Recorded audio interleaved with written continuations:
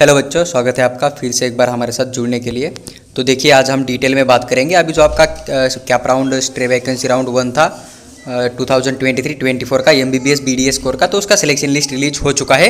तो देखिए, अभी आपको यहाँ पर सीट अलॉटमेंट हो चुका है या नहीं आप देख सकते हो। अगर आपको सीट मिल चुका है, जो कि 4th राउंड अभी हुआ था आपका स्टे वैकेंसी राउंड, इसके अंदर अगर आपको प्राइवेट या फिर गवर्नमेंट MBBS BDS कॉलेज का सीट अलॉटमेंट हो चुका है, तो आपको एक तो यहाँ पर रूल समझ लीजिए कि आपको सीट मिल चुका है तो आपको स्कॉलरशिप मिल जाएगा, कोई प्रॉब्लम नहीं है अगर आप एडमिशन ले लेते हो तो। लेकिन उसके बाद देखिए, अगर आपको 4 राउंड के अंदर MBBS हो या BDS का सीट मिला है तो आपको यहाँ पर ज्वाइन करना कंपलसरी है, यानी कि आप यहाँ पर सीट छोड़ सकते हो। लेकिन देखिए, अगर यहाँ पर सीट छोड़ोगे तो आपको जो नेक्स्ट राउंड हो जाएगा उसके लिए आप एलिजिबल नहीं हो, यानी कि आपका लास्ट चांस है कि आपको यहाँ पर सीट ज्वाइन करना पड़ेगा। इस बात को आप समझ लीजिए। और जो आपका यहाँ पर ज्वाइन करने का डेट है, तो लास्ट डेट ऑफ ज्वाइनिंग आपको यहाँ पर मिल जाएगा, जो कि 26/9/2023 अप टू 5:30 PM तक आप यहाँ पर ज्वाइन कर सकते हो, जो कि आपका 26 तारीख जो है आपका यहाँ पर लास्ट है, जो कि आपको सीट अलॉटमेंट हो चुका है। देखिए, इंक्लूडिंग हॉलीडेज के दिन भी आप यहाँ पर जाके अपना सीट ले सकते हो। आपको क्या करना है, पूरे के पूरे ओरिजिनल डॉक्यूमेंट लेके जाना है, जो कि आपके नीट यूजी के ब्राउचर के आंसर मेंशन किया था। तो इसके बारे में हम लास्ट में पूरा डिटेल में चर्चा करेंगे कि आपको कौन कौन से डॉक्यूमेंट चाहिए, आपको साथ में कितने जेरॉक्स लेके जाना है।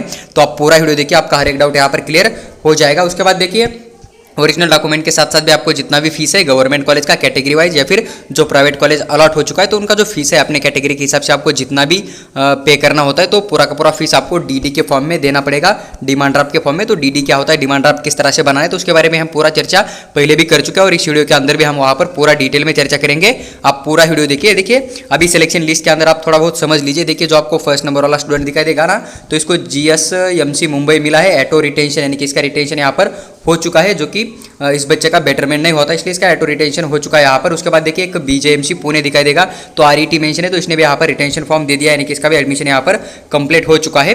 नीचे इस तरह से अगर आप आते हो तो आपको कुछ बच्चे इस तरह से भी दिखाई देंगे कि उसके सामने आपको चॉइस नॉट अवेलेबल देखने को मिल जाएगा। जैसे कि आप देख सकते हो, इस बच्चों को यहाँ पर SRTR मेडिकल कॉलेज अंबाजोगाई मिल चुका है, लेकिन ये जो बच्चा है ना, तो इसको यहाँ पर कोई भी चॉइस नॉट अवेलेबल आ रहा है। तो इसने जितने कॉलेज डाल दिए थे, तो उसको यहाँ पर कोई भी सीट अलॉटमेंट जो है नहीं हुआ है। इसका मतलब यही होता है, चॉइस नॉट अवेलेबल मतलब आपने जो कॉलेज डाल दिए थे तो आपको यहाँ पर उसके थ्रू सीट अलॉटमेंट नहीं हुआ है। इस बात का ध्यान रखिए। अदरवाइज आपको यहाँ पर कोई भी कैटेगरी के थ्रू सीट मिला हो, आपको यहाँ पर पूरा का पूरा कैटेगरी बेनिफिट मिल जाएगा। जैसे कि यहाँ पर कुछ बच्चे हैं जो कि OBC कैटेगरी का स्टूडेंट है यहाँ पर, लेकिन उसको वुमन कोटा का ओपन कैटेगरी का सीट अलॉटमेंट हो चुका है KJ सोमिया का, तो इसको भी कैटेगरी का बेनिफिट मिल जाएगा। हालांकि इसने रिटेंशन दे दिया है, लेकिन जो न्यू सीट अलॉटमेंट हो चुका होगा आपको, तो उन बच्चों को भी यहाँ पर कैटेगरी का पूरा बेनिफिट मिल जाएगा। तो ये पूरा सिलेक्शन लिस्ट है, आप अपना नेम यहाँ पर चेक कर सकते हो कि आपको MBBS BDS का सीट अलॉटमेंट हो चुका है या नहीं। इसका लिंक मैं आपको डिस्क्रिप्शन बॉक्स में दे दूंगा। तो देखिए, DD किस तरह से बनाना होता है इसके बारे में हम बात करेंगे।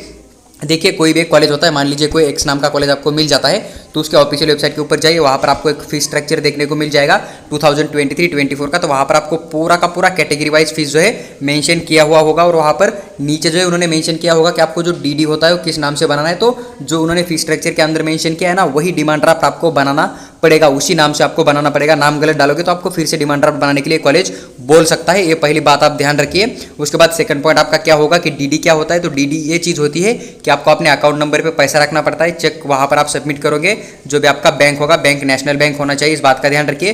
तो उस बैंक के अंदर जाके आप वहाँ पर चेक दे दीजिए, और वो चेक आपका DD के फॉर्मेट में जमा हो जाएगा, पूरा अमाउंट आपका DD में चला जाएगा। तो चेक जैसा एक DD बन जाएगा आपका, तो वो डिमांड ड्राफ्ट आपको वहाँ पर लेके जाना पड़ेगा कॉलेज के अंदर, और वहाँ पर सबमिट करना पड़ेगा। अभी चेक एंड DD के अंदर डिफरेंट क्या होता है कि DD के अंदर आपका पूरा पैसा चला जाता है, अपने अकाउंट से पैसा कट हो जाता है, उसके लिए कुछ चार्ज लगेगा, तो चार्ज भी आपका वहाँ पर कट हो जाएगा। लेकिन जो आपके चेक होते हैं ना, तो उसके अंदर आपका अमाउंट मतलब अकाउंट के ऊपर ही रहता है, वो चेक के अंदर सबमिट नहीं होता है। तो इस बात का ध्यान रखिए, इसलिए कॉलेज आपसे DD मांग लेता है, इस बात को आप थोड़ा समझ लीजिए। तो डॉक्यूमेंट की बात करें तो एक मेडिकल कॉलेज है, उसके रिगार्डिंग जो भी डॉक्यूमेंट इन्होंने मांगे हैं, तो पूरे के पूरे डॉक्यूमेंट मैं आपके साथ शेयर करूँगा। तो देखो, यहाँ पर आपको सबसे पहले ऑनलाइन डाउनलोड एप्लीकेशन फॉर्म होना चाहिए आपके पास। उसके पास आपके पास एक एडमिट कार्ड होना चाहिए नीट यूजी 2023 का, नीट यूजी का एक मार्कशीट भी आपके पास अवेलेबल होना चाहिए। उसके बाद एक नेशनलिटी जो है आपके पास होना चाहिए, या फिर आपका जो 12th क्लास का जो TC होता है ना, वो आपके पास अवेलेबल होना चाहिए, इस बात को समझ लीजिए। उसके बाद देखिए, एक डोमासाइल आपके पास अवेलेबल होना चाहिए, SSC का पासिंग होना चाहिए, जिसके ऊपर DOB यानी कि डेट ऑफ बर्थ आपका मेंशन हो, वो वाला डॉक्यूमेंट भी आपके पास होना चाहिए। उसके बाद आपका 12th क्लास का मार्कशीट भी आपके पास होना चाहिए। अगर आप रिजर्व कैटेगरी के अंदर आते हो तो आपके पास यहाँ पर एक कास्ट होना चाहिए, अगर आप रिजर्व कैटेगरी के अंदर आते हो तो। उसके बाद देखिए, कास्ट वैलिडिटी भी आपके पास होना चाहिए अगर आप रिजर्व कैटेगरी के अंदर आते हो तो। अब एक नॉन क्रिमिलियर होता है, नॉन क्रिमिलियर किन किन बच्चों को लगेगा, जो बच्चे यहाँ पर OBC कैटेगरी के अंदर आते हैं। उसके बाद VJNT के कैटेगरी में आते हैं ना, तो उनके लिए यहाँ पर नॉन क्रिमिलियर लगेगा। और VJNT के अंदर जो है NTB, NTC, and NTD in category के जो बच्चे हैं ना वो पूरे के पूरे यहाँ पर VJNT के अंदर आते हैं। SBC एक कैटेगरी होता है तो उनके लिए भी यहाँ पर नॉन क्रीमी लेयर होना चाहिए, इस बात का आप ध्यान रखिए। उसके बाद देखिए आपका यहाँ पर स्कूल लिविंग यानी कि आपका एक TC आपके पास अवेलेबल होना चाहिए। TC आपका 12th क्लास का ही पास आउट हो चलेगा, लेकिन अगर आपने कोई अदर कोर्स किया है तो उसका भी TC अगर आपके पास होता है तो वो भी TC आप यहाँ पर दे सकते हो, कोई यहाँ पर आपके साथ प्रॉब्लम क्रिएट नहीं होगा। उसके बाद देखिए आपके पास एक मेडिकल फिटनेस होना चाहिए। मेडिकल फिटनेस जो आपका H के फॉर्मेट में होना चाहिए। जो आपने CET सेल का रजिस्ट्रेशन फॉर्म फिल किया था ना, उस टाइम आपने जो मेडिकल फिटनेस का डॉक्यूमेंट अपलोड किया था तो वही सेम आपको यहाँ पर सबमिट कर सकते हो। हालांकि अगर वो आपसे गुम हो गया होगा या फिर आपके पास अवेलेबल नहीं होगा तो सेम आप मेडिकल फिटनेस बना सकते हो, कोई प्रॉब्लम आपके साथ क्रिएट नहीं होगा और वो जो मेडिकल फिटनेस आप यहाँ पर सबमिट कर सकते हो, इसके अंदर कोई ज़्यादा मतलब परेशानी वाली बात नहीं होगी। उसके बाद देखिए एक माइग्रेशन होता है, जो कि माइग्रेशन किन बच्चों के लिए चाहिए, अगर आपको उसकी ज़रूरत होगी तो आप यहाँ पर पे कर दीजिए। अगर आप नॉर्मल रिजर्वेशन के थ्रू जा रहे हैं, आपने SSC HSC बोर्ड से पास आउट किया 11 आपका 12th यानी 10th क्लास का, तो आपको यहाँ पर कोई भी माइग्रेशन की ज़रूरत नहीं होती है, इस बात को आप थोड़ा समझ लीजिए।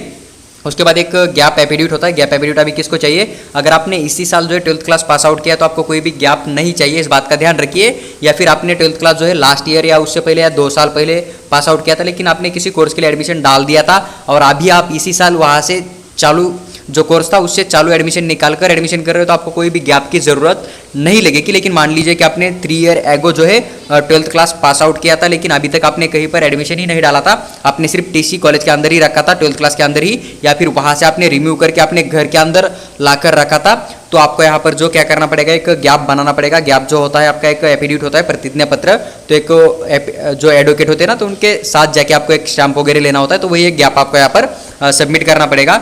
उसके बाद देखिए अगर आप D1 D2 एंड D3 के अंदर आते हो तो आपको उसका डॉक्यूमेंट आपके पास अवेलेबल होना चाहिए, तभी आपको उसका जो है सीट अलॉटमेंट हुआ वाला बेनिफिट मिल जाएगा। जनरली गवर्नमेंट कॉलेज के अंदर इनकी सीट होती है, तो आपको यहाँ पर D1 D2 एंड D3 का जो है पूरा का पूरा डॉक्यूमेंट आपके पास अवेलेबल होना चाहिए। अगर आपको उस कोटा के थ्रू सीट अलॉटमेंट हो चुका है तभी आपको उसकी ज़रूरत पड़ेगी, इस बात का ध्यान रखिए। देखिए अगर आपने हिल एरिया के थ्रू अप्लाई किया था, आपको हिल एरिया का सीट मिला है, तो आपको यहाँ पर जो है पेरेंट का डोमिसाइल भी आपके पास अवेलेबल होना चाहिए, इस बात का ध्यान रखिए। अगर आप ओपन कैटेगरी के अंदर आते हो लेकिन आपका इनकम जो है 8 लाख पर ईयर से कम है और आप यहाँ पर 50% फीस के अंदर छूट लेना चाहते हो, आधा ही फीस कॉलेज को पे करना चाहते हो, तो आपके पास एक EWS या फिर EBC का डॉक्यूमेंट होना चाहिए, लेकिन वो वैलिड डॉक्यूमेंट होना चाहिए। 31 मार्च 2023 तक वो वैलिड होना चाहिए, उसके पहला ही डॉक्यूमेंट आपके पास अवेलेबल होना चाहिए EWS का।